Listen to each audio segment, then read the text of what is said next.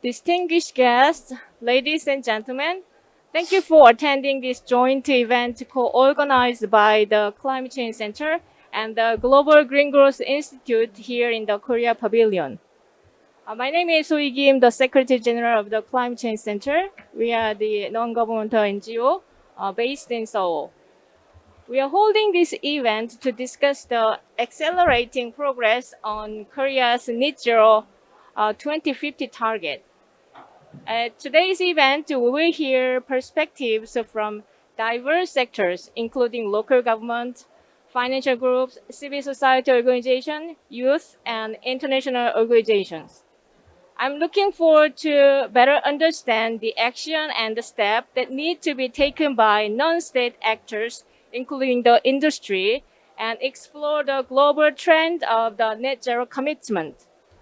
Today's event will start with the welcome remarks from the event organizers. First, we will have the welcome remarks of the Mr. Bang Ki-moon, President and Chair of GGGI, with a video message.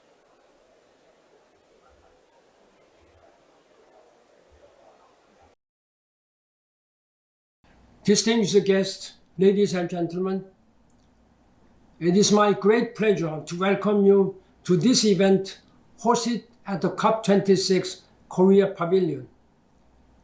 It has been 2 years since COP25 in Madrid, and the world is finally meeting in Glasgow for COP26.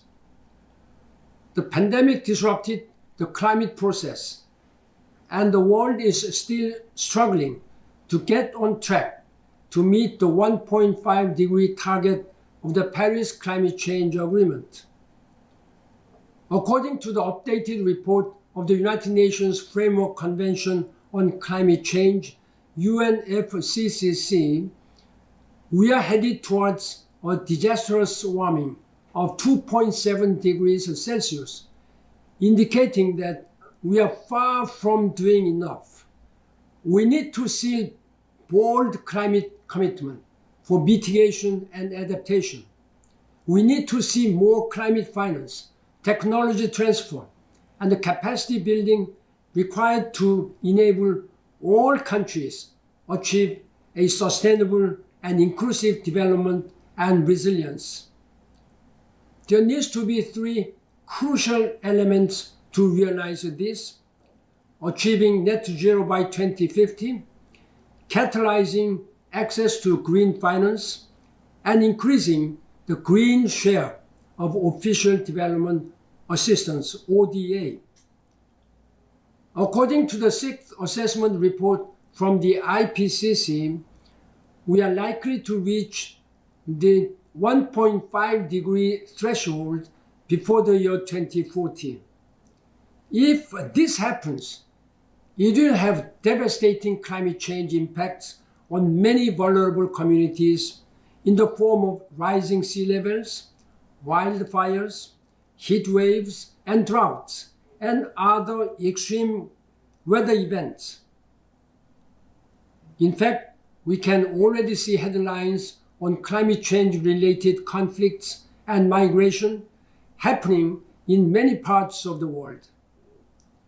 However, the fight isn't over yet.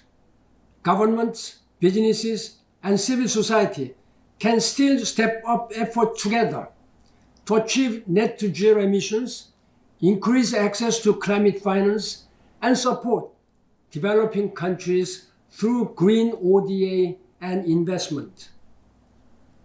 Just recently, I was pleased to learn that the Republic of Korea increased its emission reduction target to 40% by 2030 toward its goal to achieve net zero emissions by 2050. The Campaign for Blue Skies and Net Zero 2050 in the Republic of Korea, jointly headed by the Global Green Growth Institute and the Climate Change Center, is a platform that brings together businesses, civil society organizations, youth groups, and embassies to help meet net zero emissions goals and scale up ODA. Building on the successes of the campaign, I hope it will continue to widen its reach and attract new partners by driving a campaign at a global level. Also, I applaud Korea's announcement to scale up Green ODA and to establish the Korean Green New Deal Fund with the GGGI. I hope Korea's recent commitments and the actions to follow will help Korea position itself as a climate leader. I thank you for your participation in this important event today.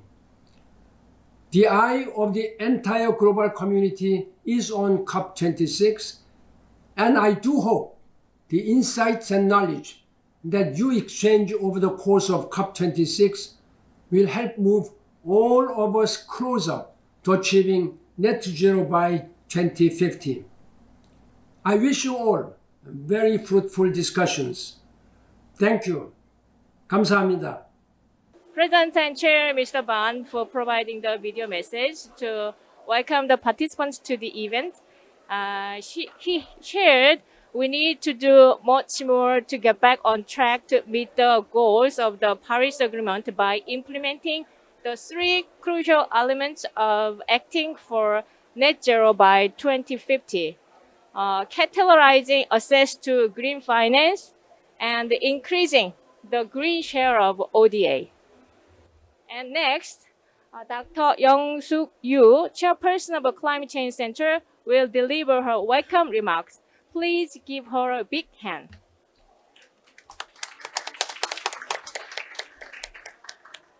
Excellencies, distinguished participants, ladies and gentlemen, good afternoon. I'm Yu Young-suk, chairperson of the Climate Change Center.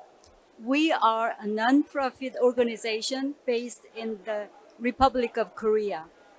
It is my great privilege and pleasure to part of this event here in Korea Pavilion at the 26th UN Climate Change Conference of the parties. I'm astonished with the many people's participation in COP26 despite the COVID-19 pandemic. This means not only seriousness of the climate crisis, but also the global commitment and dedication to solve this problem together. Before I start, I'd like to begin to thank Dr. Frank Risberman, Director General of Global Green Growth Institute, and all his staff for their tireless endeavors to accelerate progress on Korea's climate ambition through the campaign named Blue Skies and Net Zero 2050. Today, as a representative of the civil society, I'd like to share the importance of achieving 2050 carbon neutrality and the role of the civil society. Here in Glasgow, the Korean government committed to raising its greenhouse gas reduction goal from 26.3% to 40% by 2030 as part of the efforts to achieve carbon neutrality by 2050. There is no doubt that the strong participation of the civil society would accelerate the discussions on carbon neutrality in Korea. Together, the Global Green Growth Institute and the Climate Change Center cooperate to raise awareness on the importance of carbon neutrality and to induce more climate action from various stakeholders in Korea through the Blue Skies and Net Zero 2050 campaign. It is undeniable that we have achieved significant results. However, we are yet again faced with the new challenges brought by the growing social conflicts. Business sectors are expressing serious concerns about the Korea's new NDC.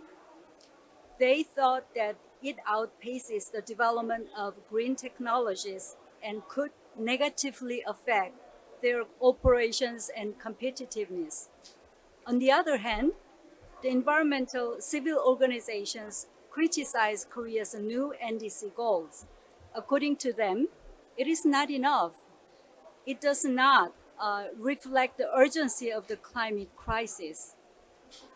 Against such backdrop, I would like to share some viewpoints that I believe are necessary as we move forward. First, the civil society must become active participants to lead the transition to net zero. Social conflicts can arise due to differences in perspectives in our transition towards a carbon neutral society. The civil society should act together and strengthen its influence to minimize social conflicts and to build the social consensus.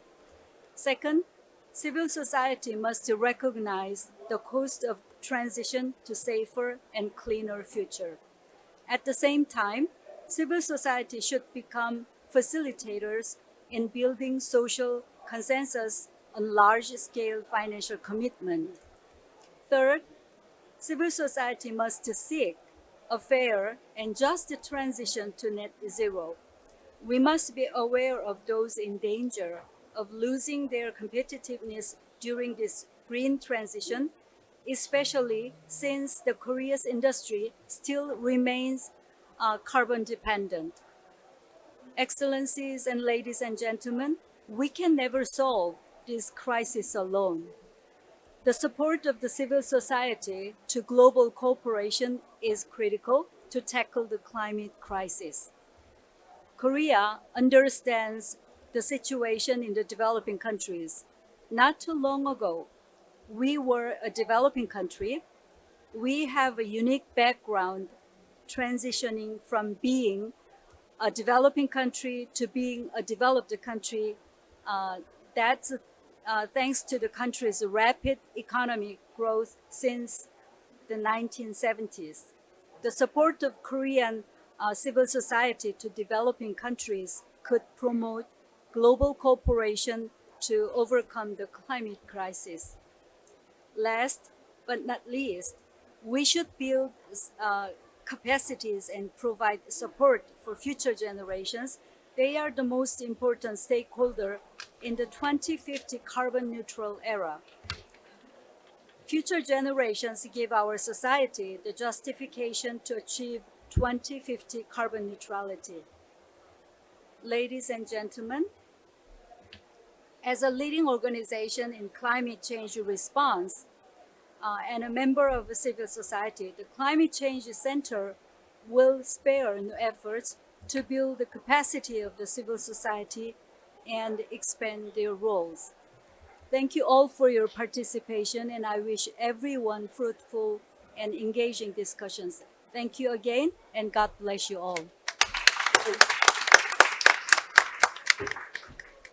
Thank you, Dr. Young-suk Yu, for sharing us with the importance of achieving 2050 carbon neutrality and the role of the civil society. From now on, we will have a 6 presentation from different sectors. And now I will pass over the moderator, Dr. Mahamadou Tungara, Director of ODG Division at GGGI. Over to you, Doctor.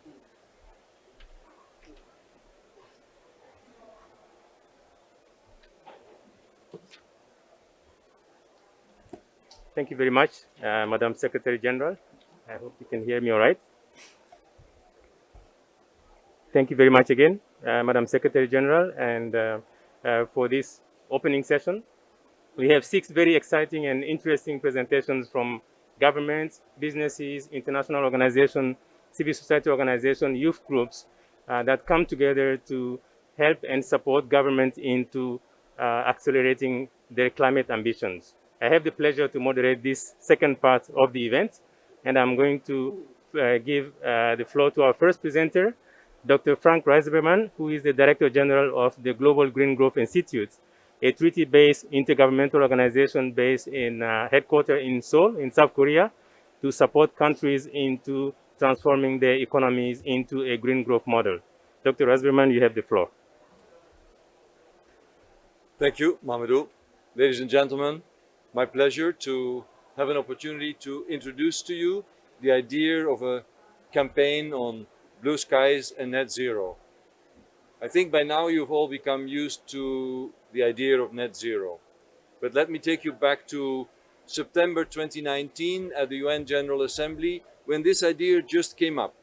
And net zero is the shortest way of saying, what do we need to do to keep 1.5 alive, to align the scientific insights with government action.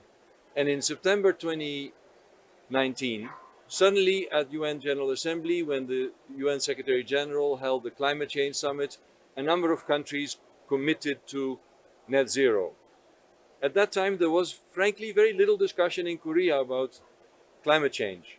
Actually, there was much more interest from civil society in air pollution, or fine dust as we call it in Korea, because we had a very serious episode in February 2019 and the government had to do something about fine dust, about air pollution.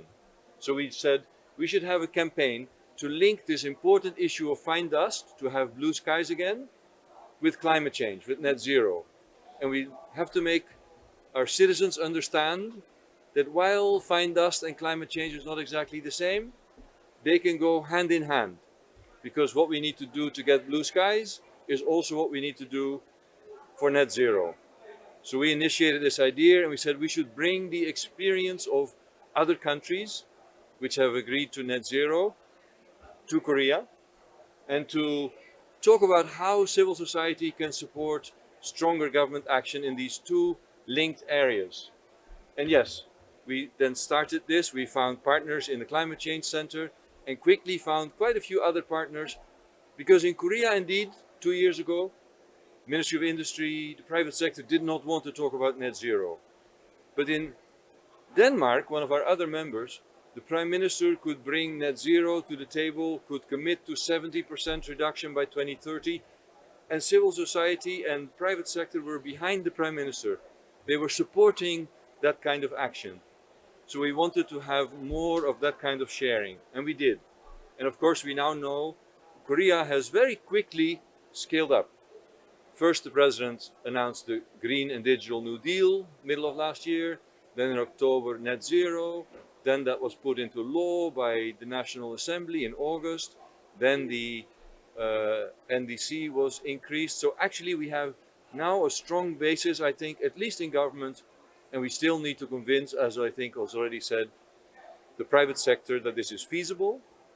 But at the same time, what we would like is to expand this campaign and take it to other countries. To say to other countries that have not yet committed to net zero, or where civil society maybe still has a role to play, or where the private sector still needs to be convinced, to learn from our other GGGI members who have already committed to net zero, as well as from Korea.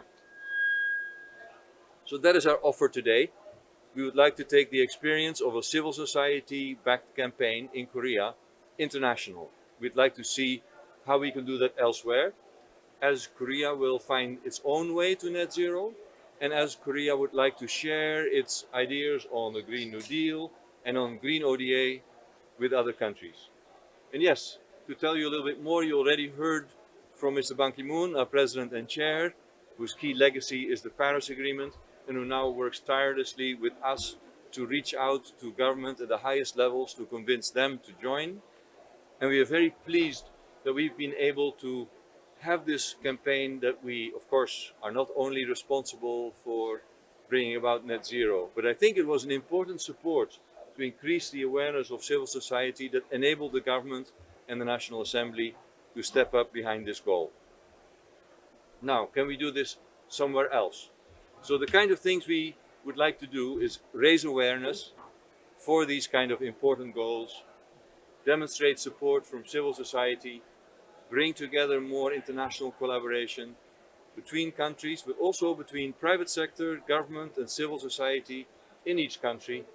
And of course, nowadays, now that we focus on recovering from the pandemic, we also want to make sure that countries understand that investing in a green recovery, creating green employment, can go hand in hand with climate action. Because we're convinced that green investments can deliver green jobs and can deliver climate action. So yes, the kind of events we've organized, we're mostly about organizing events, was bringing experience from embassies, as you see here, to say how other countries have done this and how Korea could do this as well. And in the coming year, we'd love to sign up other countries to say we should do a campaign like this in our country, and we can share that kind of international experience. And I'm happy to say to you that Angola, one of our new member countries, was the first to say, yes, we want a campaign like that in Angola as well. And we'd love to hear from other countries to do that similarly. And of course, other than embassies, the first year we had mostly embassies talking to the experience from other countries in Korea. And the second year, this year, we see a lot of private sector companies stepping up and saying, okay, if the government has committed to net zero, what does it mean for us? How can we green our experience? And I think you'll hear more from other speakers in this session on how other partners can step up. But first, let me say to you here now, we have a lot of partners in Korea, civil society, embassies, private sector companies, and in the coming year, we hope to add many more partners from other countries.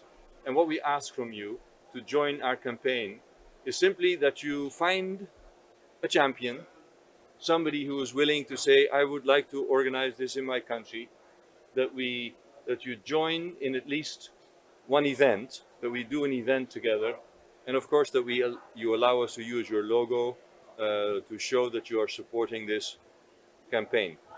Very simple, but it could be quite powerful to accelerate the road to net zero. Thank you very much.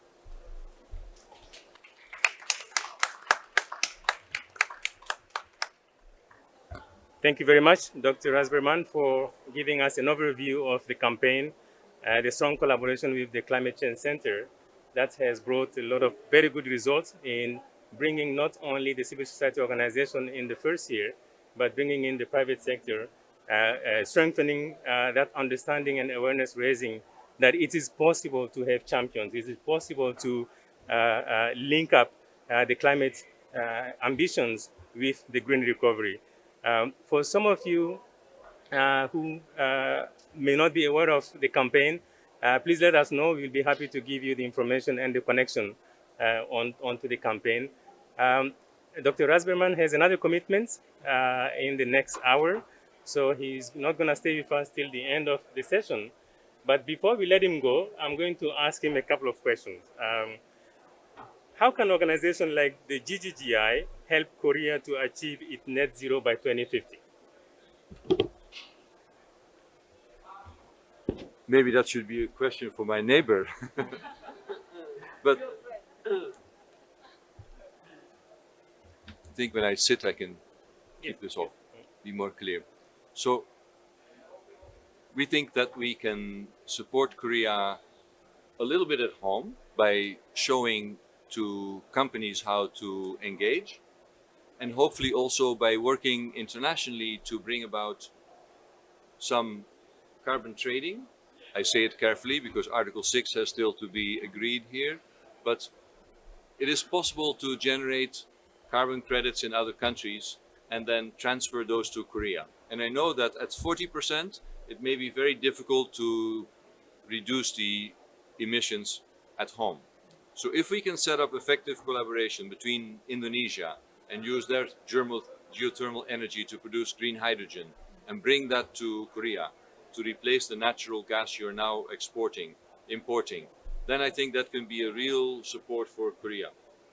Of course, at the same time, we're also hoping that Korea will help our other members through Green ODA, and we see many opportunities for that. But GGI, I think, can support Korea, both by working with the private sector and hopefully at a bit longer term help facilitate those international carbon transactions. Thank you very much. A second question before we let you go, which is around using the Blue Skies and Net Zero campaign as a platform to help governments into coming up with ambitious targets or climate targets. So reflecting on the past couple of years of the campaign and looking back into how GGGI with the Climate Change Center and other partners have implemented this campaign, give us some reflection on how that has helped into raising the awareness and possibly helping into the ambitious climate target of Korea, and how that can be reflected or replicated in other countries?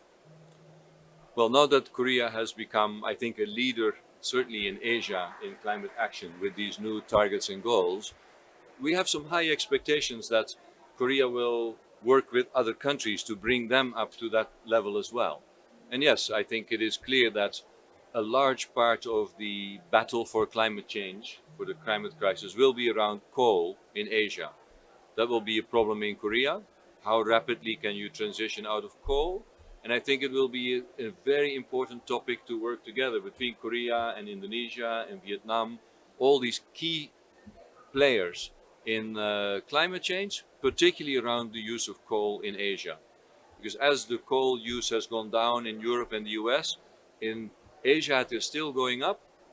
And that, I think, is one of the most important elements where I hope that Korea will actually be able to lead through its various instruments, through Green ODA, through sharing its clean technologies, and also because many of the private sector are strong direct investors in countries like Vietnam or Indonesia. And those companies will want to see their value chain cleaned up as well. They want RE100. So I think Korean companies will also be important investors in other Asian countries to help bring about the green transition.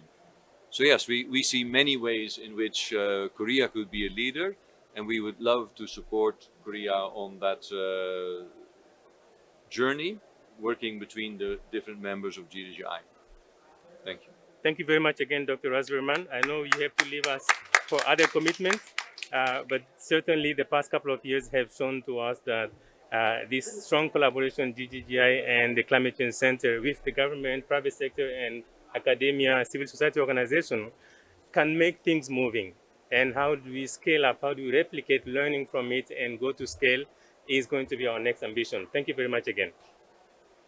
So I'm staying. Leave it there. So our next presentation is going to be made through a video message from youth savers to share with us the role of the youth in climate action and the lesson learned and how they have been actively involved into awareness raising and advancing the climate ambitions.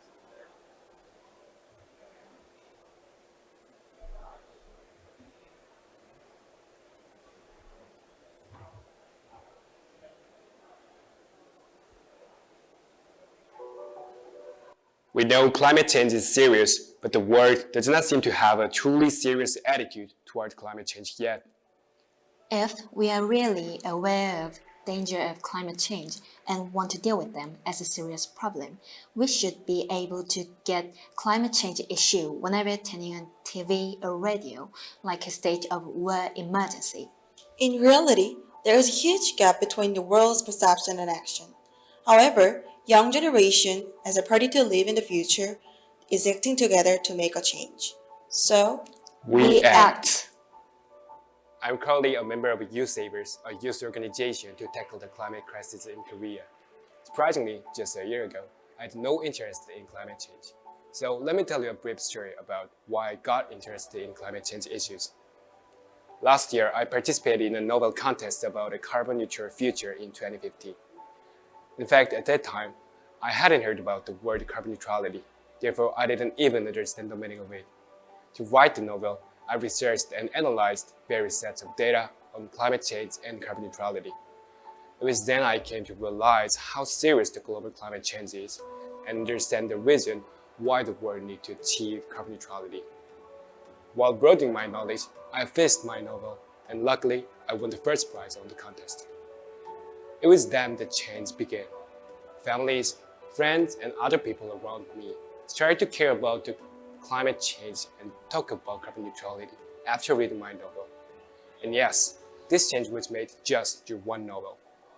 Since then, I've learned that way to deliver information is really important when you try to raise people's awareness on certain issues. Currently in Korea, the government and various organizations are making lots of efforts to raise public awareness on the climate change. But still, their language with technical terms and complicated data is too difficult to understand for young people. In addition, most Korean youth are super busy taking care of their everyday lives in school or at work. In other words, They don't have enough time and effort to put much effort in understanding climate change issues, except if there is a special trigger like the Nobel contest. So we, young green leaders, are trying to find a way to deliver relevant information regarding climate change issues in a more interesting, accessible, and understandable manner to the public. We try to address the climate change in plain language from the perspective of the youth and link it to people's interests. To do this, we should have accurate understanding of the climate change. We need to get professional trainings that can broaden our knowledge, foster our leadership, and suggest what actions we should take to tackle the climate crisis. Then we should act to raise public awareness. For example, my team conducted surveys to understand people's perspective towards climate change issues, and we explored suitable ways to spread our findings from the survey. Now we need to have a deep discussion on climate change issues such as energy transition, climate justice, and carbon neutrality in our daily lives. To make fruitful debates with more people, we also can use creative ways like art and literature. Videos and cartoons or even emojis on social media are accessible contents to spread the difficult or technical issues widely. Korean people often feel that there is a distinct distance among different generations. However, as we know, the climate change matters for all. Therefore, we should try to communicate with other generations about the climate change. To have a conversation not only with my colleagues but also with other generations, I participated in designing a virtual event which is called TokTok Carbon Neutrality. With young and old generations from various backgrounds shared their opinions and thoughts about the climate change on this event. At the same time, we also need to communicate to the younger generation why climate change is important and how we can do it. Let me introduce my story. I am a climate educator in New Savers. I teach children about climate change. Pictures of polar bears are commonly used in climate change education. Polar bears have been used for their education in such a way that climate change melts Arctic glaciers and eliminates polar bears' habitat. In particular, Korean education deals with the story of polar bears whenever it mentions climate change in elementary, secondary, and higher school curriculums from the 1990s to the present day. I was a child who fell in love with this polar bear story. While studying climate change along with books and documentaries, I knew that it was a matter of justice and was angry at the school's old climate change education that only taught me polar bears. So, when I became an adult, I wanted to exactly explain to children what climate change is and why it is a problem and what to do to prevent it. By conducting climate change education for younger generations, I realized two important things. First, the role of young generation, especially for most 20s, are crucial. As the preceding generation of the future, we should be responsible for the climate crisis. Second, climate change education should broaden the understanding towards different perspectives. We live in an era where interests and conflicts among different generations and groups of climate change are sharply opposed. Climate change education is essential to mitigate these social conflicts and find alternatives for everyone together. As an educator, I've found the following 4 directions about climate change education for future generations. First, climate change education should be realistic. It should be based on the latest and formal facts, as in the IPCC report. Second, it has to be practical. The climate action methods covered in education should be on a scale that children can practice in their daily lives. Third, it has to be creative. The education should be linked to children's future ideas and careers to cope with the climate change.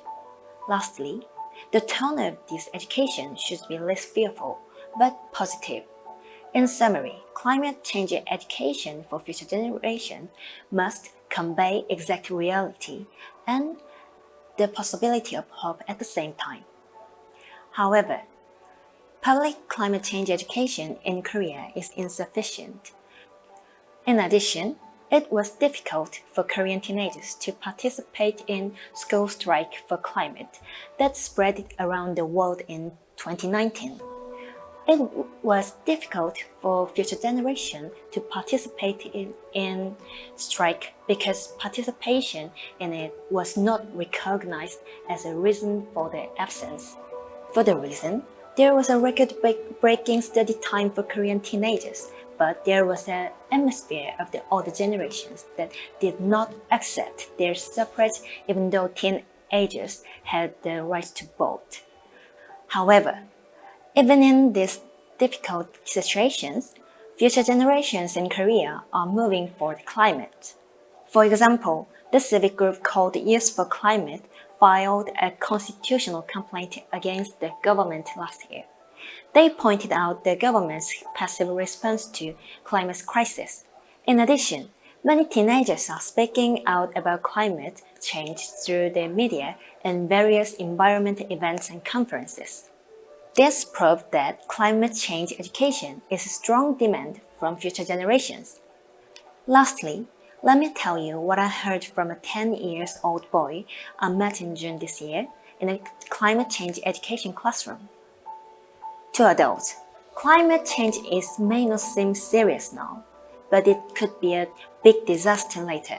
So please pay attention to it for us, for future generations.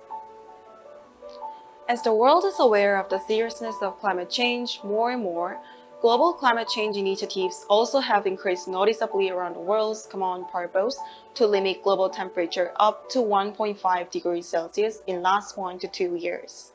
So the various stakeholders are connecting to these several climate initiatives to speed up climate action. In this way, we, Korean young generation, also recognizes climate change as the most important issue and actively supports climate initiatives. Here, let me introduce myself. My name is Yewon Kim, and I'm a climate actor, starting with interest in UN MDGs and SDGs. The first reason I became interested in these international affairs was to go on a mission trip to 3 Middle Eastern countries.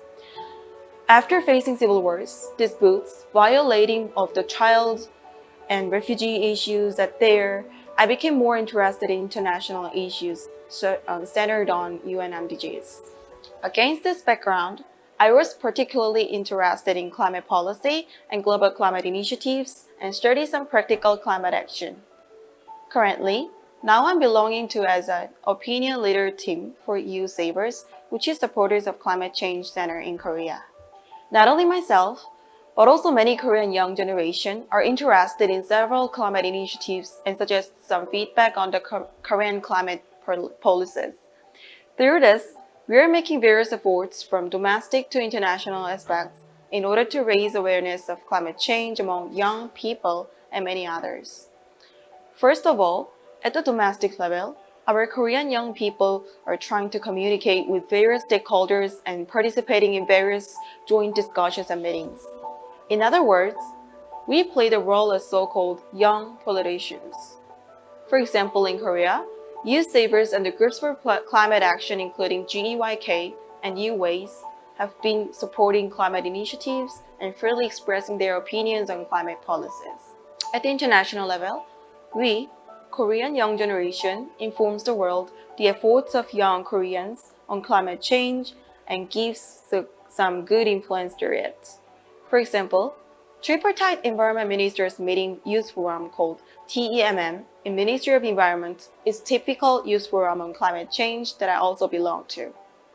This can inform the awareness and efforts of Korean young people on climate change to young representatives in Japan and China.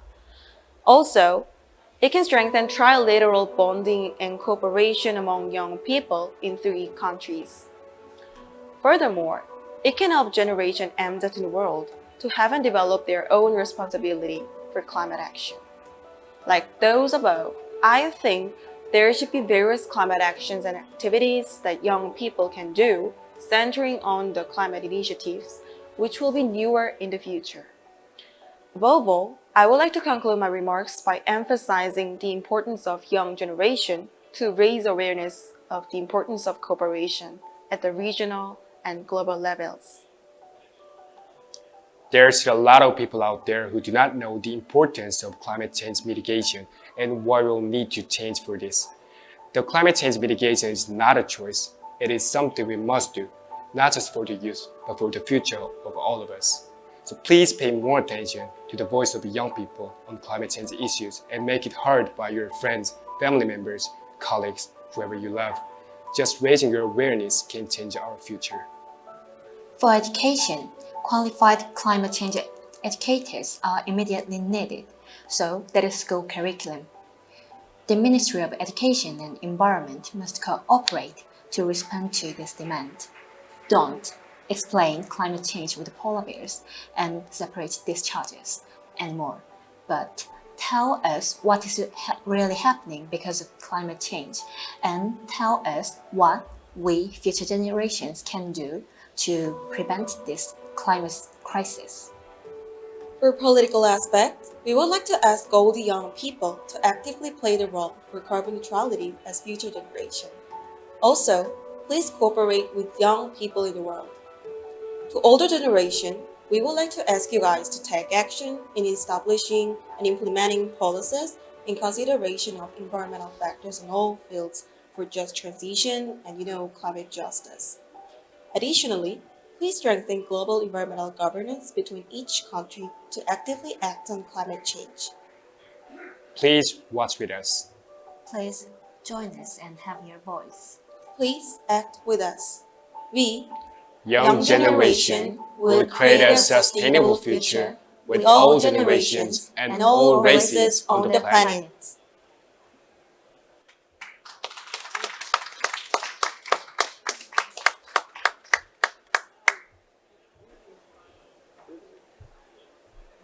That's a very powerful message from youth. Youth as change makers, as change agents. This is an example of what we expect from youth, and we hope, if you allow me to use the term contagion, we hope that this kind of behavior, this kind of example, is going to spread beyond the borders of Korea, so that other youth who probably are doing example that we may not be aware of, but we want to see more of it. So once again, thank you to the youth savers for sharing their views and their stories and how they are playing their role into making sure that we have the youth voices heard. They take part into the climate change debate as well as into the actions to delivering climate ambitions and supporting governments and other stakeholders. Now I have the pleasure to invite our next speaker, Ambassador Jenny Kim, who is the Deputy Minister and Ambassador for Climate Change of the Republic of Korea, to give us an address on Korea's net zero 2050 target and the role of Korea in the global community. Ambassador Kim, you have the floor. Thank you very much, Mahamadou. And we just received very powerful message from the Global Green Growth Institute and from the youth representatives. I'm very pleased to be here today, and Dr. Yu Young-suk, the chairperson of Climate Change Center, and my old friend, Dr. Rice Berman, Director General of the Global Green Growth Institute. First of all, let me congratulate you, two organizations, on the excellent work done with your campaign for blue skies and net zero by 2050. The initiative, jointly by GGGI and Climate Change Center, has produced excellent results in Korea. The campaign significantly raised the public awareness, as explained by Frank, on climate action which affects air quality. And also you invited the private sector to shift towards green business model, and you helped the civil society raise their voice stronger. Also, you contributed to convince UN member countries to agree on commemorating International Day of Blue Skies. Yes.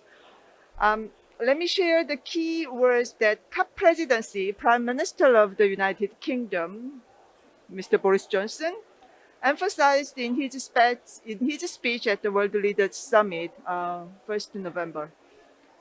He identified 4 words: coal, car, cash, and tree.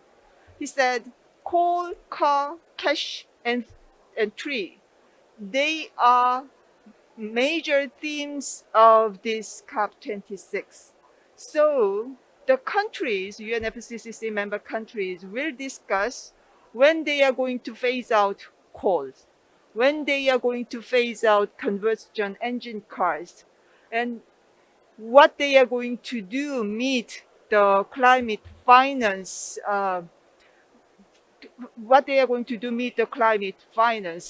demand, and what they are going to do stop deforestation and work together for forestation.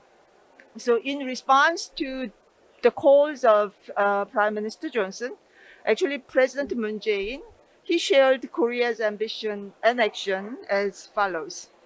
First, already emphasized by many other speakers, Korea enhanced its 2030 NDC targets, and it committed to cut greenhouse gas emission 40% by 2030 from the level of 2018.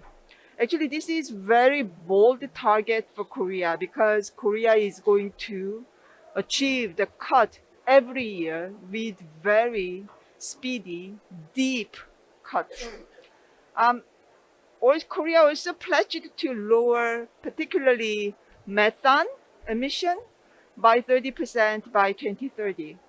Methane, it is one of the greenhouse gases, and it holds the key to tackle the climate crisis. So Korea joined the global methane pledge to actively participate in methane reduction efforts. Secondly, as a country that has successfully rehabilitated its forest since the Second World War, Korea will drive cooperation in forest restoration. So trees are carbon sinks, as we all know, and growing trees and bridging forests back to life offer a vital solution to the climate crisis.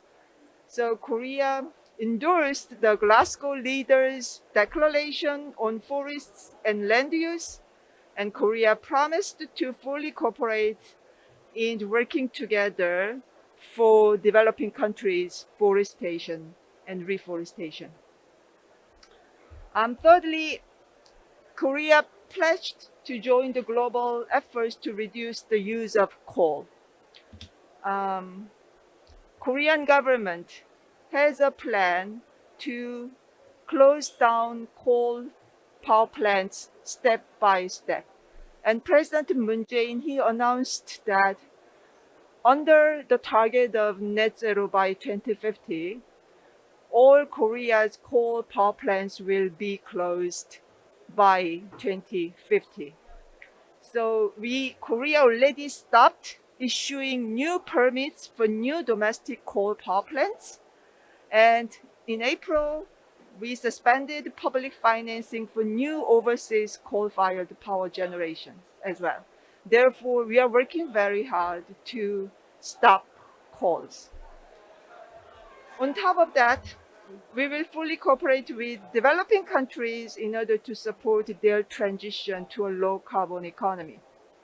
For that purpose, Korea decided to establish Korean Green New Deal Fund in Global Green Growth Institute in order to help developing countries' green transition. Also, Korea will continue to increase its green ODA so that it reaches more than triple until the year of 2025. What are the most frequently referred numbers at this COP26? I must say 1.5 and 100 billion. Global community must limit the average temperature rise within 1.5 degrees Celsius by the end of this century.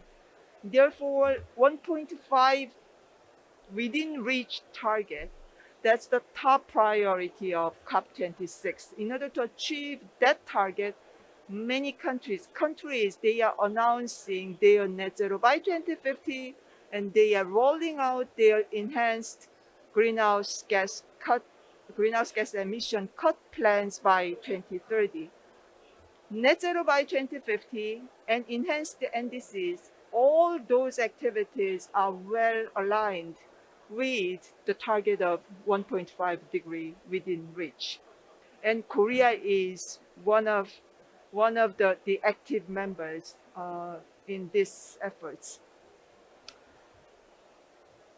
We all know that in order to achieve 1.5 degree within reach, the collectively global community must reduce the greenhouse gas emission 45% by the year of 2030.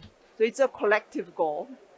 And as you can see, Korea's NDC commitment is in line with this collective goal. All G7 members have announced very ambitious NDCs, and I'm proudly say that Korea's NDC is also as ambitious as others. How to narrow the gap in achieving the climate finance commitment? Because global community agreed to mobilize 100 billion annually by 2020. I mean, 2020 is already the past. Countries are working very hard to meet the target. According to the very recent report, most probably in the year of 2023, the world is going to meet the target, 100 billion. However, now in the negotiation rooms, the countries are talking about post-2025 finance commitment. How much money actually we need in order to achieve green transition? It is said very recently, at least we may need 1.3 trillion US dollars to make green transition happen. 1.3 trillion dollars. It's a big money. And only public money cannot meet the target. Therefore, very, very strong private sector's participation is necessary. So in that sense, I'm very pleased that in this panel, we are going to have the chance to hear the voice particularly from finance sector.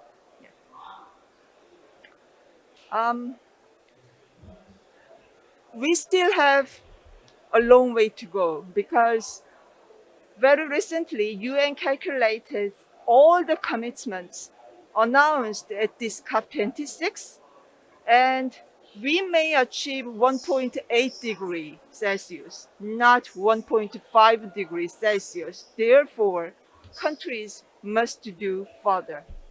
And regarding the climate finance of 1.3 trillion US dollars, what we are going to do? So a lot of efforts from all key actors, all stakeholders must be strengthened. People are raising questions. Is net zero by 2050 indeed something achievable? Can we really reach a carbon-free period? Can we phase out coal, really? And can we really meet 1 trillion US dollars for climate finance? My answer is yes, yes, yes.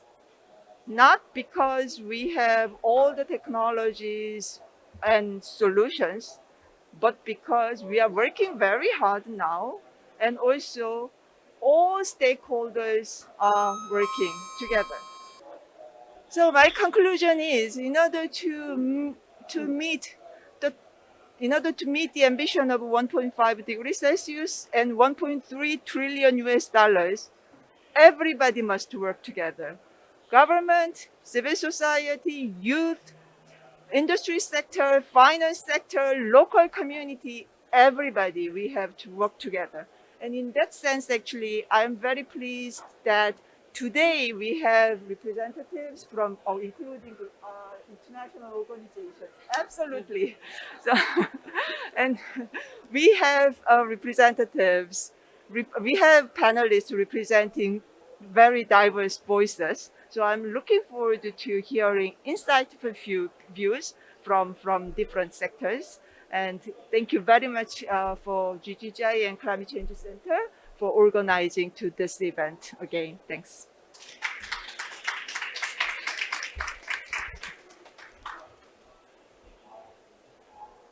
Thank you very much, Ambassador Kim, for taking us back into understanding the Korea Net Zero 2050 commitments and emphasizing again the need for private sector, businesses, financial institutions, academia, civil society organizations, international organizations, and government to come together to address not only the finance gap that is needed, but also to be able to accelerate, to scale up.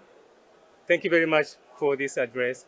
And I'm sure as you are busy with the negotiations, that you will be pushing on those agenda in the negotiations to make sure that we have those key stakeholders coming together. With the limited resources available, we need to come together and maximize the impact of what we are doing. Thank you very much for reminding us on that one. I have the pleasure to inviting our next presenter, Mr. Lee Jae-jung, the mayor of Goyang City, who will be presenting the role of local governments in realizing carbon neutrality by 2050. The presentation will be done through a video message.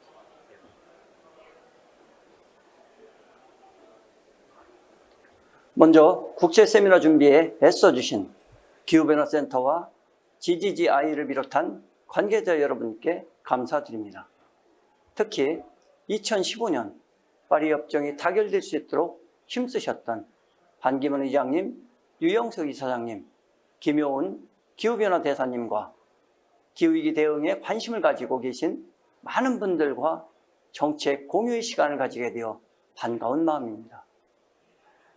전 세계 온실가스 배출량의 75%가 도시에서 배출되는 만큼 109만 시민이 함께하는 고양시는 글로벌 기후위기 대응을 위한 푸른 하늘과 2050 넷제로 캠페인 주제가 결코 가볍지 않습니다. 우리 시는 4가지 시정 방침을 가지고 정책을 추진하고 있습니다. 그중 조화와 균형의 지속가능 발전 도시를 향한 자연과 사람이 공존하는 우리 시 정책에 대해 소개하고자 합니다. 2021년 4월 기준 109만 인구가 거주하는 대도시이며 현재도 인구가 꾸준히 증가하는 성장하는 도시입니다. 1기 신도시로 계획된 만큼 주택과 상업지가 대지 용도 대다수를 차지합니다. 또한 주택의 70% 이상이 아파트로 아파트 대상 정책이 필요합니다. 고양시 전체 면적을 살펴보면 약 3분의 1이 임하며 녹지 비율로 따질 경우 전체 면적의 약 55%를 차지하는 녹색 도시입니다. 또한 한강을 포함하여 총 87개의 하천이 고양시를 관통하고 있어 하천과 습지는 고양시 자연환경에 매우 중요한 생태계인 물의 도시입니다. 이는 향후 악화될 집중 강우나 해수면 상승 등 기후 변화에 취약할 수 있는 특성입니다. 특히 습지는 탄소 흡수 능력이 매우 우수하나 기온 상승이나 강수 패턴 변동으로 배출원이 될 가능성이 매우 높습니다. 그렇기 때문에 하천, 습지의 기능을 포함한 보전이 시급합니다. 온실가스 배출원을 확인해 본 결과 주요 배출원은 수송과 전력이 차지하고 있습니다. 이는 전형적인 도시 온실가스의 배출 형태입니다. 수송의 60%는 개인 차량 사용이 원인으로 친환경 차 전환 및 대중교통 이용 확대가 시급합니다. 전력은 주로 주거지와 상업 공간에서 소모돼 건물 분야 온실가스 감축 또한 시급합니다. 고양시는 대도시로서 기후 환경 문제에 대한 책임의식을 가지고 온실가스 감축 목표 및 이행을 위한 종합적인 환경정책을 수립하는 등 국내 타 기초 지자체보다 2년 이상 앞서 최신의 온실가스 인벤토리를 구축하였습니다. 2030년 온실가스 배출 전망치 대비 32.8%를 감축 목표로 설정하고 6개 분야별 세부 과제를 수립해 온실가스 감축 계획에 따라 사업을 추진하고 있습니다. 또한 기후변화 대응조례 제정으로 파리 협정에 따라 온실가스 감축 계획 수립에만 그치지 않고 매년 이행 점검을 포함하여 실행이 수반될 수 있도록 제도적 기반을 정비한 것에 의의가 있습니다. 탄소 중립 달성에 대한 의지를 확고히 하고 시민 참여를 촉구하고자 우리 시는 2021년 3월 탄소 중립 추진위원회 발족과 함께 2050 탄소 중립을 공식 선언하였습니다. 탄소 중립 선언은 화석연료를 배제하고 청정 에너지를 공급하는 고양형 에너지 대전환, 내연기관 차량 퇴출과 친환경차 대전환, 저탄소 고효율 도시환경 구축, 누구도 소외되지 않는 공정한 탄소 중립 사회 실현, 탄소 흡수원 확충, 109만 시민이 주도하는 탄소 중립 도시 달성의 내용을 담고 있습니다. 산업의적은 우리 시 특성상 온실가스 감축 정책만으로 탄소 중립 달성에는 한계가 있어 온실가스 흡수 정책이 매우 필수적인 상황입니다. 온실가스를 흡수할 수 있는 유일한 방법은 나무를 심고 생태계를 보호하는 것으로 국내 최초 고양 나무권리 선언을 선포합니다.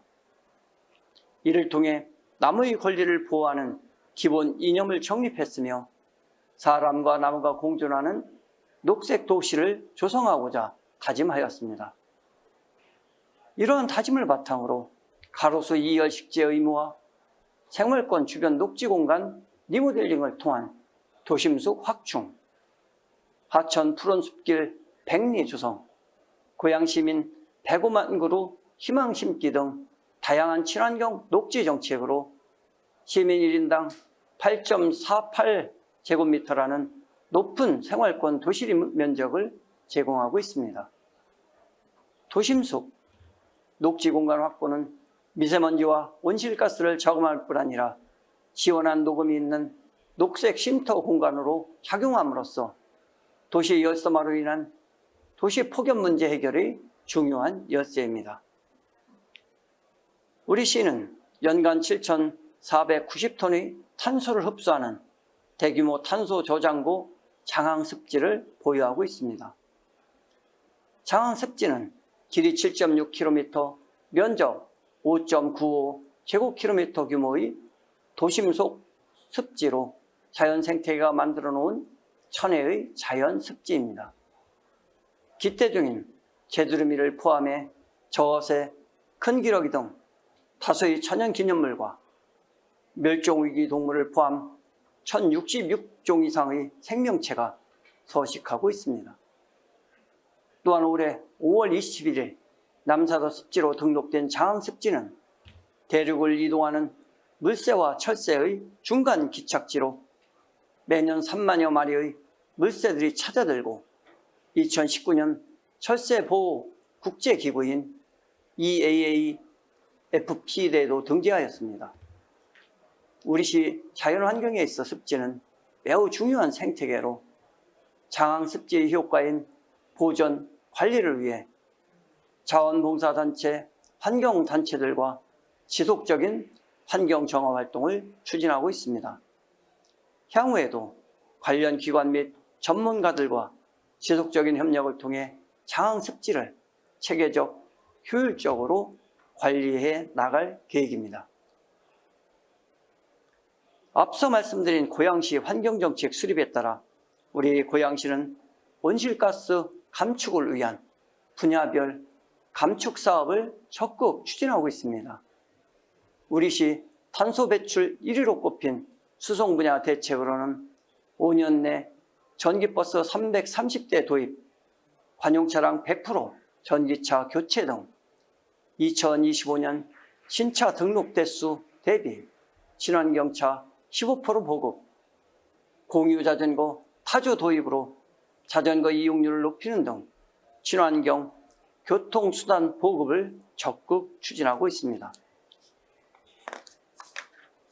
2019년 고양시와 한국토지주택공사, 경기도시공사, 고양도시관리공사 간 녹색건축 공동선언을 시작으로 2020년에는 LH와 탄소저감 청정단지 조성, 업무 협약을 체결하고 2021년 녹색건축물 조성 지원 조례 개정과 녹색건축 설계기준 마련을 통해 저탄소 녹색도시 실현에 속도를 내고 있습니다.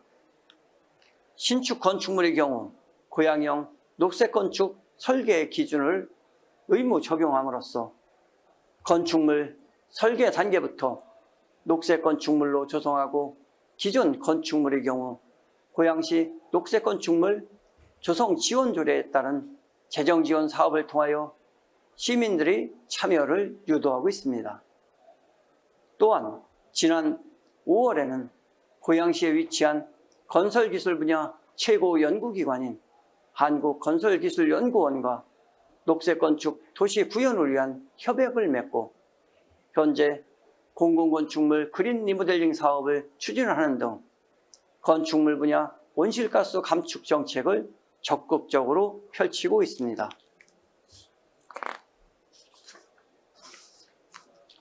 건물의 에너지 자립을 위하여 고양시는 화석연료로부터 에너지 자립을 위해 노력 중입니다.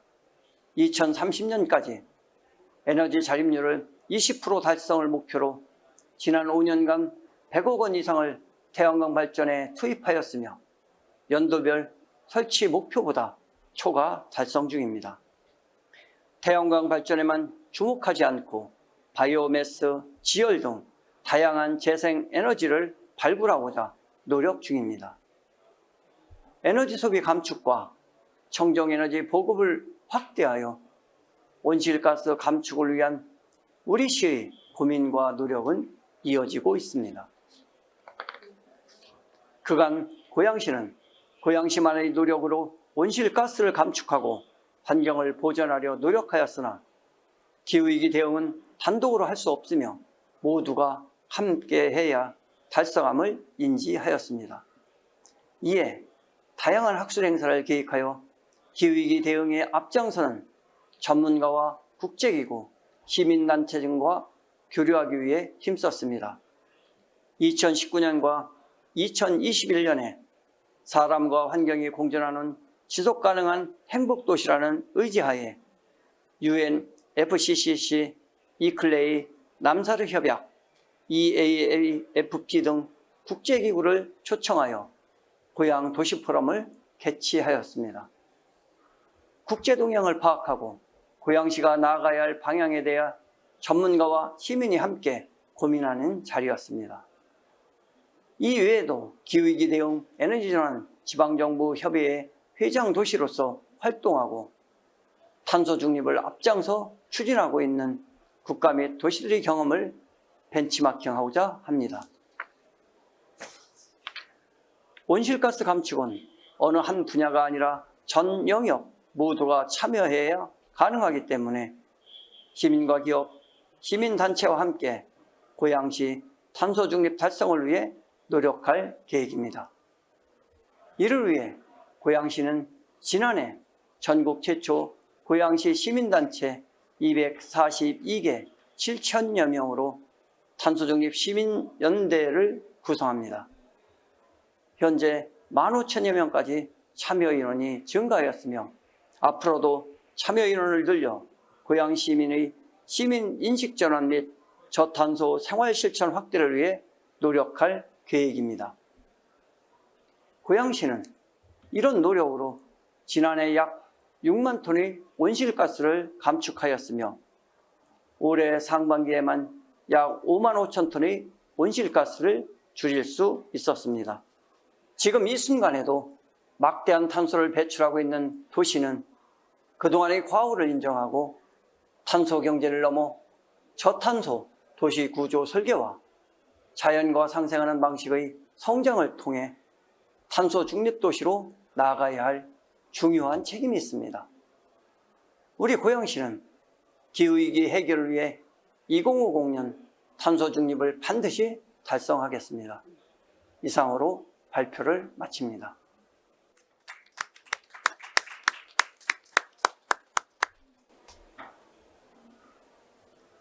Thank you very much, Mr. Mayor Lee Jae-jong of Goyan City for presenting the city's journey for carbon neutral 2050 and also highlighting the efforts being undertaken to already reduce the carbon footprints over the past couple of years, 2020 and 2021, and a number of key initiatives being undertaken to bring the city into its 2050 carbon neutral reality. Thank you very much for sharing these very interesting perspectives, demonstrating that everybody has to play their part. And this is a good example of local governments playing their role into supporting the government to deliver on the climate ambitions. Thank you very much again. I have the pleasure to invite our next speaker representing the private sector, the investors, Mr. Young Byung-cho, the Chief Executive Officer of Shinha Financial Group, to come and present with us the group perspective in mobilizing funds for climate finance in this context of carbon neutrality, where from all the forums we've been hearing so far, and as Ambassador Kim indicated again, we need the private sector on board, we need the investors on board. So we'll be pleased to hear your perspective on how you see the private sector playing its role, particularly from Shinha Financial Group perspective. You have the floor.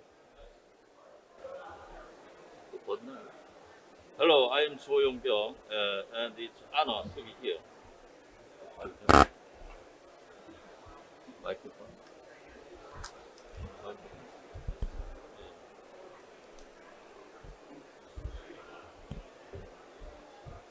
We heard from many compelling speakers during this event.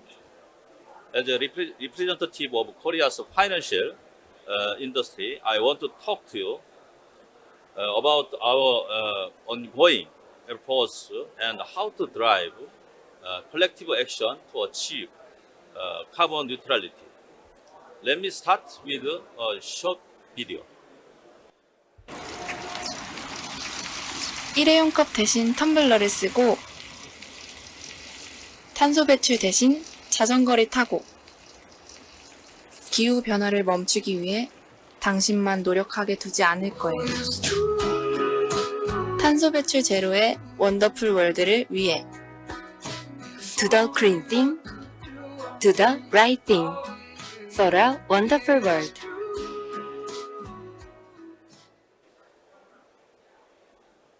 This September, in honor of Shinhan Financial Group's 20th anniversary, we established the ESG slogan, Do the right thing for a wonderful world.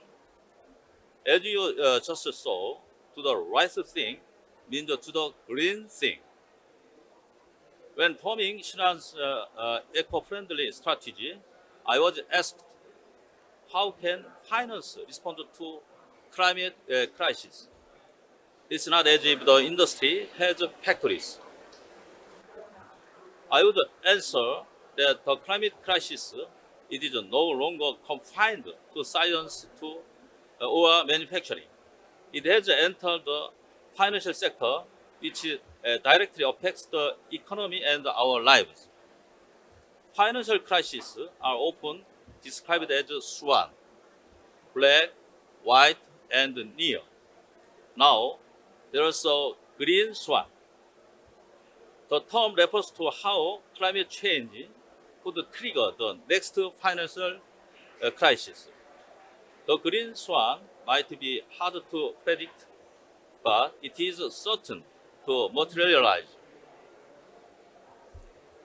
According to a 2021 report from Swiss Re, a 2-degree Celsius rise in global temperatures will lead to minimum 11 decline in the world's GDP, while Europe and North America lead action on climate change. The irony is climate change will hit Asia and the Middle East harder, with GDP falling about 14%. But in our mutually dependent global economy, the chain reaction will be quick. Note the title of Swiss Re report, no action is not an option. This is an urgent issue, particularly for Korea and all Asia. In such times we ask, what is the role of finance? Finance has the power to create new streams and lead transition of industries in new directions. By focusing on the carbon emissions of investments and loans. Here's how. First, finance can enable the transition to eco-friendly operations through financing that promotes the growth of low-carbon businesses. Second, finance can accelerate eco-friendly operations. We can analyze the data to identify sectors where carbon mitigation can be made more efficient and discover investment opportunities. We can also be selective and focused in our financing. In doing so, we can contribute to our greatest task in response to climate change, adaptation, and mitigation.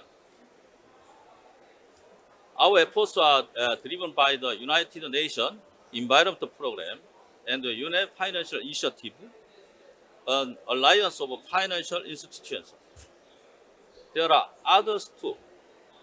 BlackRock, the world's largest investment firm, managing $9 trillion in assets, is a leader in ESG investment. Its annual letter to CEOs urges investing firms to contribute to carbon neutrality as well. In Korea, the National Pension Service incorporates ESG principles in its activities as one of the 3 largest pension operators in the world. The amount of its global ESG bond and loans has more than doubled between 2018 and 2020. Moreover, major credit rating agencies include environmental data in corporate assessments, and financial companies take such data into account when evaluating loans and investments. In fact, the transition to a low carbon economy is already making rapid progress. So the question becomes, how can finance best fulfill its role? Peter Drucker said, you can't manage what you can't measure. I believe this applies to carbon neutrality. Chinan takes a plan to see approach to carbon neutrality. It covers everything from strategy and goals to implementation and reviews. And to meet global standards at every step, we became the first financial group in Korea to join the international organization listed here.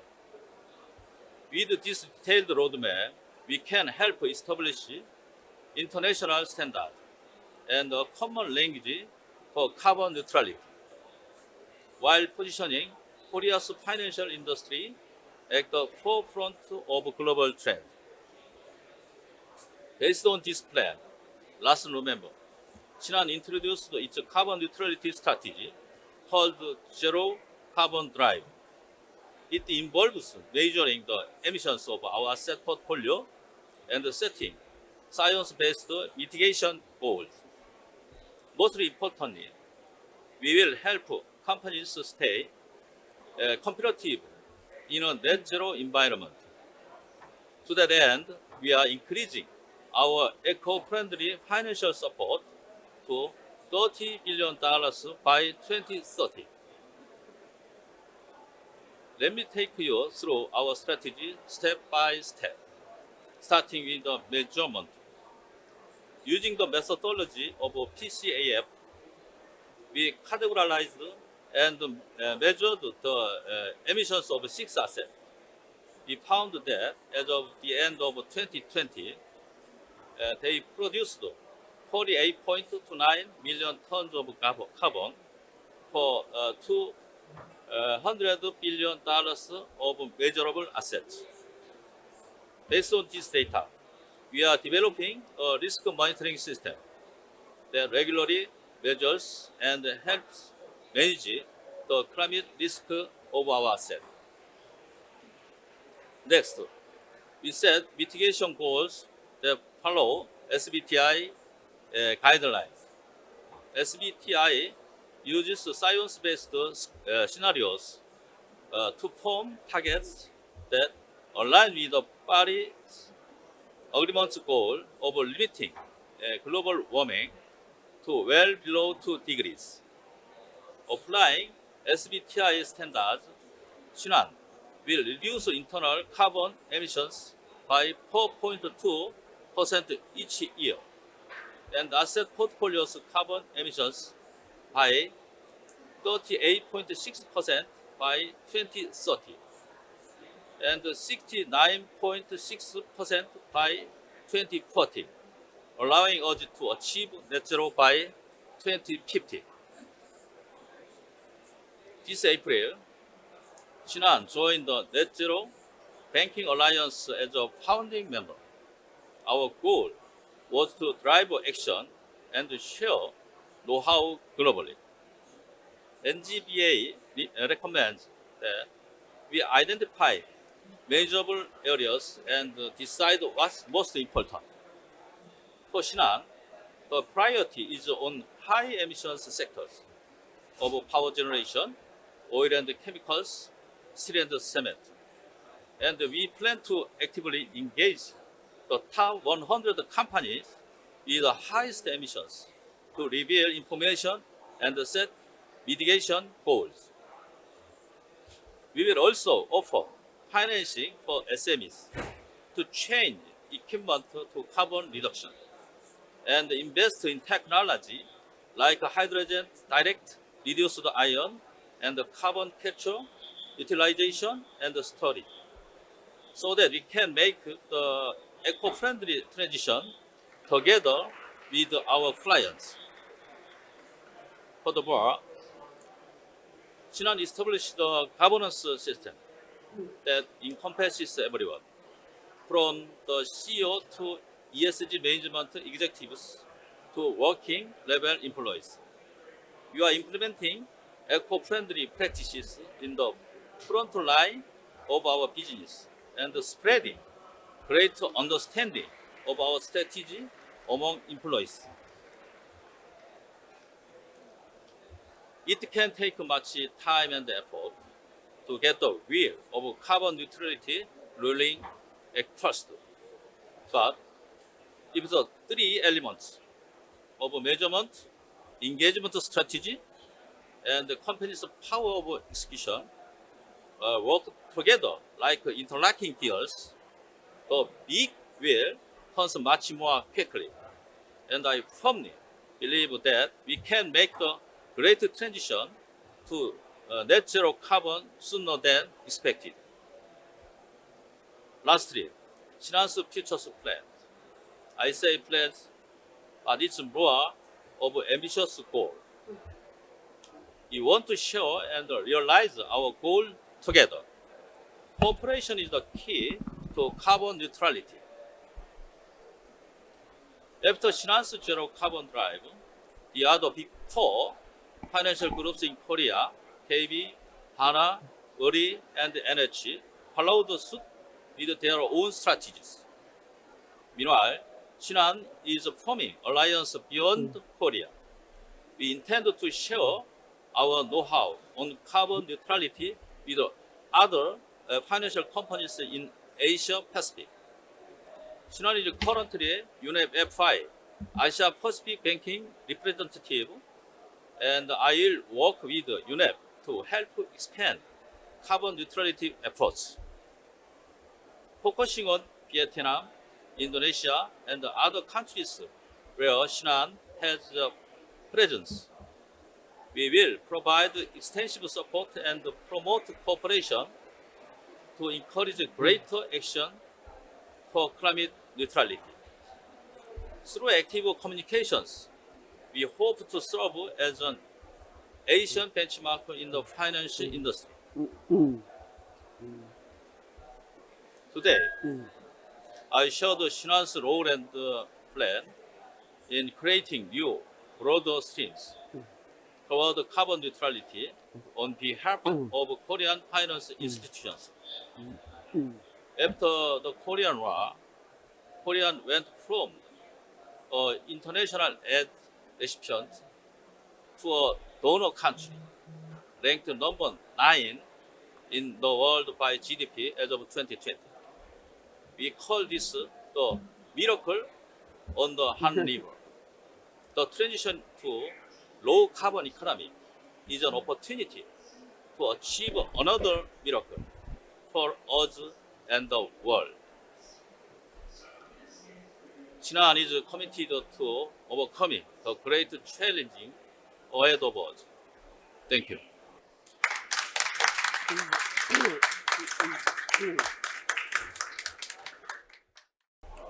Thank you very much, Mr. Cho, for sharing the perspective from Shinhan Bank, and as well as your plan for the carbon neutrality. Very impressive, demonstrating that it's possible, it's doable. It takes a very clear plan to have in place, and looking at how best we can do this, looking at the key sectors that are contributing to the emission. And carbon neutrality by 2050 is very important. We all want to hear it. Having a clear plan over the next few decades is even more important. Thank you for sharing those perspectives. We understand that you have other commitments, that you won't be staying with us for the rest of the session. So Ms. Jiwon will be, Ms. Jiwoo Choi is going to be the panel discussion when we get to that stage. Thank you very much again. Now I have the pleasure to invite our sixth presenter, Ms. In-Hui Lee. I hope I'm pronouncing well, yeah? Okay. Who is going to bring her academic background, but currently in her role as Chief Executive Officer of Korea Climate and Environment Network, to share with us the civil society organization perspective in helping to achieve the net zero 2050 in Korea. Ms. Lee, you have the floor. Yes, thank you. Hello, everyone. Thanks for your attending this session. I'm last speaker. I am Uni Lee, President of Korea Climate and Environment Network, in short, KCEN. I'll be presenting on the role of Korean civil society in promoting carbon neutral life practice. Since October of 2008, the KCEN, with the goal of reducing everyday life greenhouse gases in non-industrial sector, have worked together with the government, corporation, non-governmental organization, and public institutions. We have established a carbon neutral life practice infrastructure that includes 57 participating organizations, such as 39 civil society groups, as well as 245 national and local organizations. In the order of introducing the necessity of the campaign in reducing greenhouse gases emissions in daily life, and what we do for Korea's carbon neutral target as a civil society and governmental group.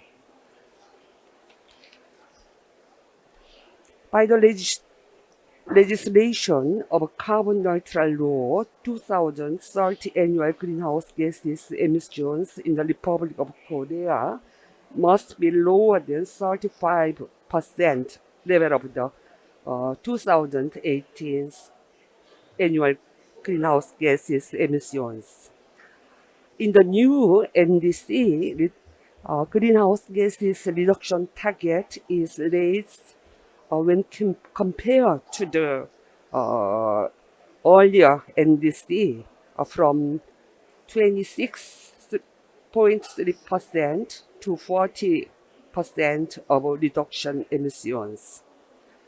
As you see, especially the reduction target is emission from building management, transportation, and other sectors have risen significantly compared to the past. In turn, the role of civil society will be played in huge part. Since 2016, the KCEN trains approximately 1,500 persons as greenhouse gases diagnosis consultant per year and to consult on energy saving and lifestyle correction. Due to the concern regarding the spread of COVID, we developed an online diagnosis consultation program, Carbon Household Book. As a result, we were able to inspect more than 150% of our target. Considering the increase in energy consumption at home, it was significantly accomplishment. Last year, as a whole, we reduced a total of 1,212 tons of greenhouse gases. In line with the National Carbon Neutral Principle, we are conducting cooperative linked campaigns in reducing greenhouse gases emissions and in realizing carbon neutrality. The Carbon Neutral 1.5 campaign was launched to achieve the goal of 1.5 degrees by achieving carbon neutrality. I will show the pictures. The pictures on the left is bicycle relay campaign. Middle shows children's education program for adoption of climate changes. Due to the COVID pandemic, the campaign promoted by the online platform was effective. Last light photos such as LCES in hope to reduce carbon emission and enhanced sustainability means. Spreading principles such as the use of reusable cups, bags, and use of public transportation via social network services. There are also movements regarding policy improvements. The Consumer Network for Public Interest launched a campaign to refrain from repackaging products in large retail stores. As a result, relevant agencies have drawn measure for a packaging waste reduction plan. These photos, another photo shows us kids, a non-contact type education course, or a book reading campaign, etc. Apart from this, project on the climate crisis of civil groups, recycling, production of educational contents to reduce greenhouse gases emissions were also carried out. We will support the activities of civil groups and lead the reduction of greenhouse gases emissions through the spread of climate change awareness and continuous education. The KCEN, along with the Ministry of Environment, made a guidebook to a carbon neutral lifestyles. It is based on the accumulated know-how and various data as a rule of practice to reduce 1 ton of greenhouse gases emission per person.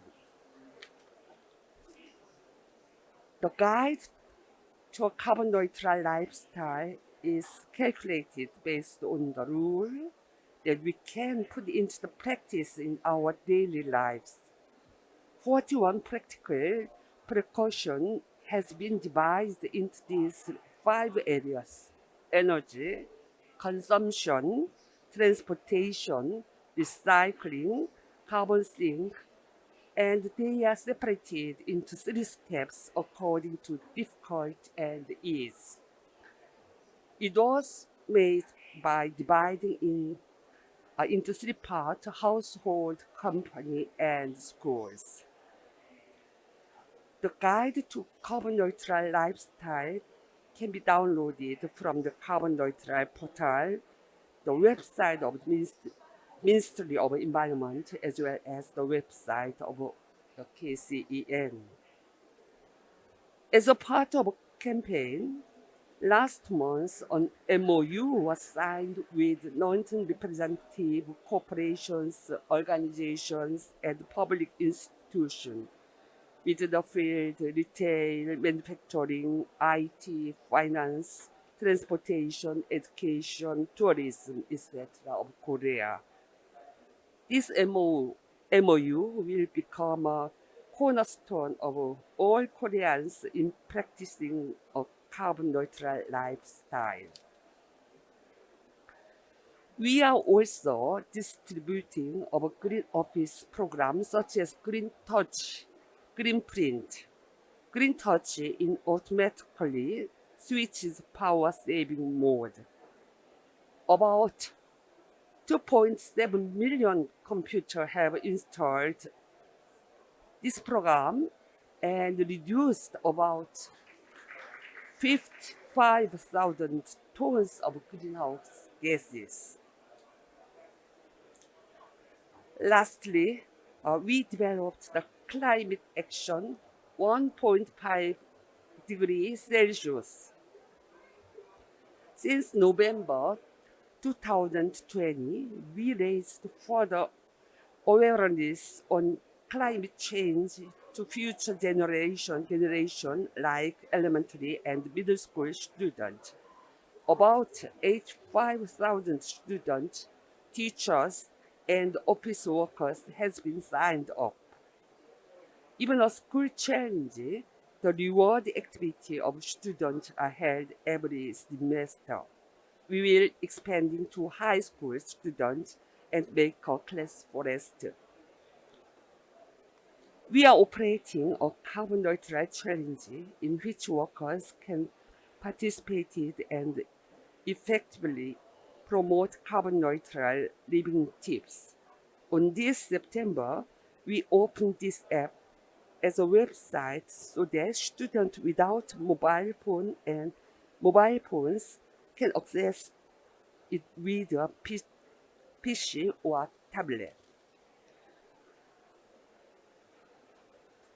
Through the online climate change education center, climate change lecturers taught by us how to use the textbooks as well as connecting them to local education center. Moreover, carbon footprint calculator that calculated household energy consumptions once energy usage amount and fees are inputted. As a role of governance organization, we providing items that can prepare for abnormal climate to vulnerable groups and doing timely climate change campaigns. Thank you for listening.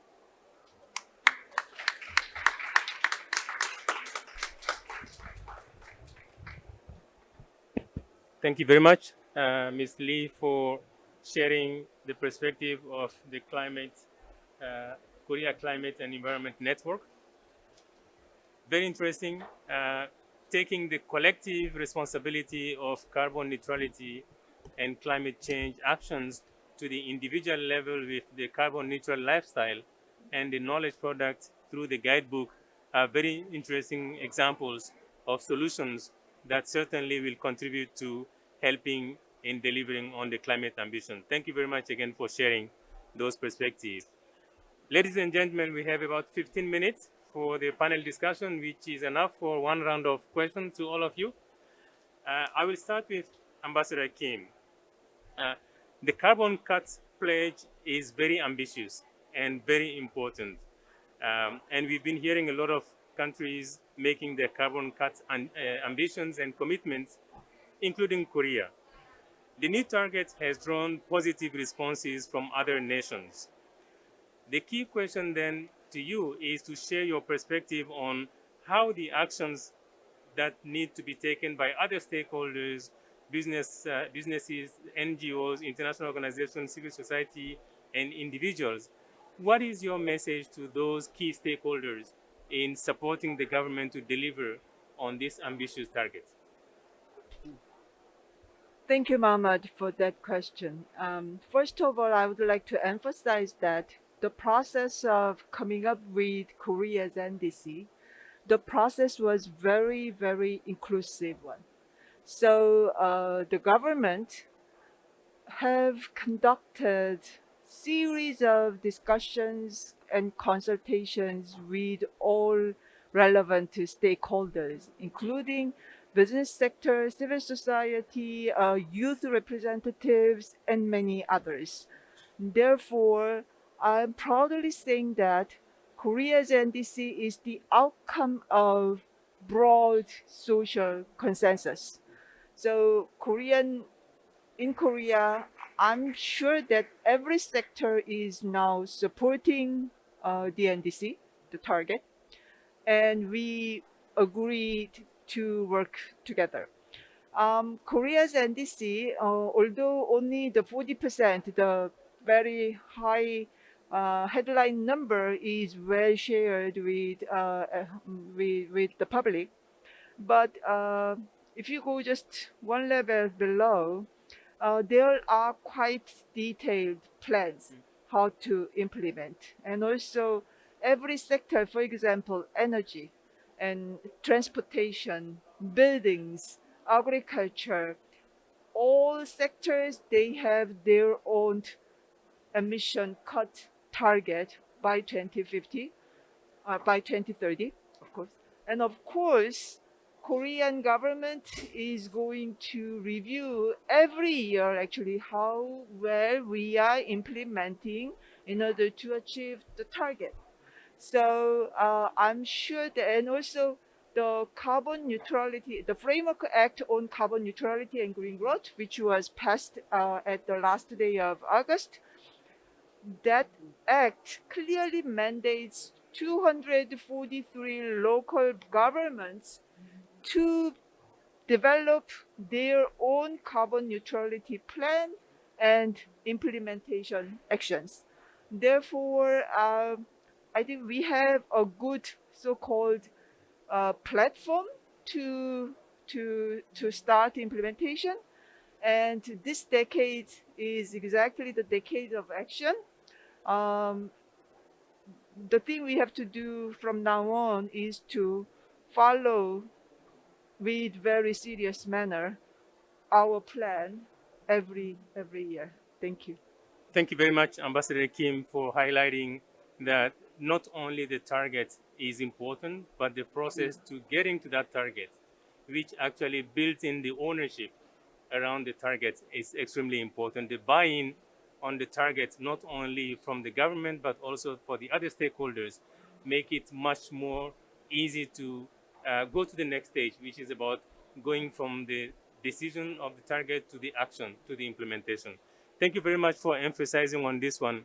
And I hope those who are listening to us, those who have not been onto this session, when you get the chance to listen to this, looking back again on the process, how we get to these numbers and how we go below those numbers to go to sectoral targets, and then giving the flexibility and the opportunities to local government to have their own plans and own those plans and implement is important. Thank you very much for those answers.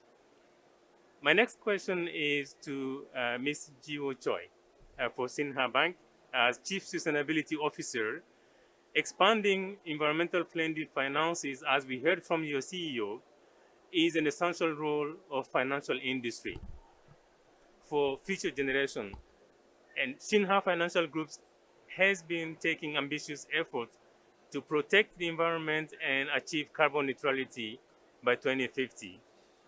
So the question to you is that on the road to implementing the plan that your CEO presented, what are the key challenges and benefits that you see for the group and for the bank? Thank you, Mohammed. One of the highlights at this COP in Glasgow is a striking announcement made by GFunds.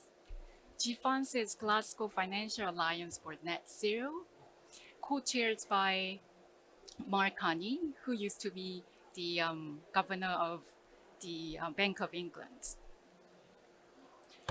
There, 450 asset owners, asset managers, banks, including ourselves, and insurers who hold 130 trillion US dollars of assets made a joint announcement that we will cut emissions in our lending portfolio and investment portfolio by 2050. The climate finance is being mainstreamed. That means the financial incentives, profit incentives for institutional investors will be aligned with reducing emissions. So this is opportunity for a bank like us who have prepared ourselves to measure and report carbon emissions. More importantly, as a responsible corporate citizen of the planet that we all share, we're taking a leadership role in Asian financial market towards green transition path. We are one of the first banks, actually we are the first bank in Northeast Asia to announce net zero banking, and we are one of the very few Asian representatives to GFunds. So we are actually taking a leadership. We are actually leading by example. I believe our leadership that we are playing will broaden and accelerate the green transition, not only in Korea, but in wider Asia. But of course, there are challenges. We can't make this happen on our own. We have to onboard our clients. We have to support our clients to make green transitions. So, and then especially given that Korea's economy is largely based on manufacturing industries, the impact that we will make with our clients will be very significant. But in order for us to do that, we need to have sectoral strategies to support our clients. That's one. Actually, that was highlighted a lot by our CEO and then Mark Carney in GFund's session last week. And the second is we have to align our all our staff and train them, especially our relationship managers who are our interface to the clients, to work with the clients toward this goal and vision. So collective action is the key. Collective action is the only way to avert the climate crisis and climate disaster. So that's why we are all here, all together in Glasgow from last week, from all over the world, from all over the sectors. So I'll stop here. Back to Mohammed. Thank you very much. And I think that's a very good way to present it. It has to start by who is the lead, who is taking the lead, who is doing the first step. We have to start somewhere. And then from there, bringing on more financial institutions on board, sharing the knowledge, because it's not going to be easy. The first on the road to start running will make mistakes. We'll learn from those mistakes, and others will learn from that and leapfrog. So we really do hope that the plans that your CEO presented and the perspective that you just shared, meaning that it's not only at the strategic level, but also from the personnel to the client. How do we make sure that the ownership is built around greening the financial sector, greening the asset, and greening the instruments that are being offered, the services that are being offered. Thank you very much for sharing that perspective. Going to Ms. Lee, you presented a very good and interesting perspective on civil society organization raising awareness, bringing in knowledge product, etc. The question to you is, based on what you have implemented so far, how can you accelerate, how can you scale up the awareness raising to reach as many people as possible in order to play their role in supporting the government to deliver on their climate ambitions? What are your perspectives on that?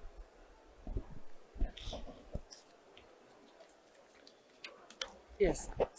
Also, I think it is very important to change mind in the recognition of people, and also despite of COVID, so we launched many apps, online-based programs. And that in Korea is a very famous IT kingdom. Yeah. Therefore, so we more apps are likely here. So apps, developed apps, and more guidebooks. So we published this year. This guidebooks for household and schools and yes, companies, and then we take as many MOUs. Yeah, oh, sorry. On another program, we have retail such things in shops, and then we gave more, what can I say, more information about such things, and then daily they use the salt and then things so change the mind. And then so therefore this year or the next year, so all of not all of our 90 about 90%, yeah, so nation, yeah, so recognize this crisis, yes, mind. And then many people, so 93% of Korean people recognize the crisis of climate change, but yeah, so 30, I think so 60% they do not action. Yeah. Therefore, it's very important. Yeah, so we do the apps or the such how can I say? Okay. Yes. Yeah. Very good. Announcement. Yeah. Okay. Thank you very much. And I think we can make that analogy. We've been talking about the finance gap. And I think with your response now, we can talk about the action gap between the awareness and jumping into the action, moving into the action. We need some more effort there. With 90%, as you indicated, of people aware of climate crisis, aware of the impact of climate change, to the level of people taking the action, is still we have that gap. So that action gap is key into addressing, and some of the effort that you are doing, the effort from the government, from the financial sector, from civil society organizations and international organizations, academia, are all going to help into moving the needle, moving into actions and making sure we are advancing together as one.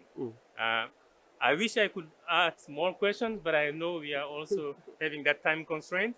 So with your permission, we are not going to do another second round of questions, but I think from your presentation, from the the speeches and the responses you gave in this round of questions, we've got enough insight, enough idea, enough commitments to actually advance on the climate actions. At this stage, I'm going to, I think this announcement is telling us that it's also time. So I'm going to give the floor to Madam Secretary General for the closing remarks. So by the time I give you the floor, he will finish speaking. So you can start from there. Yeah. So please give a big round of applause to our speakers. Thank you. Thank you, Dr. Tunkara. It is very impressive for your summary of the presentations. Yeah. I hope you find the event insightful and valuable. And we, CCC and GGGI, look forward to working with diverse groups, including businesses, civil society group, international organization, and youth representatives to help navigate the climate crisis and achieve net zero 2050. Yeah, let's work together. And again, thank you for having with us our joint event until end. Thank you very much. 감사합니다.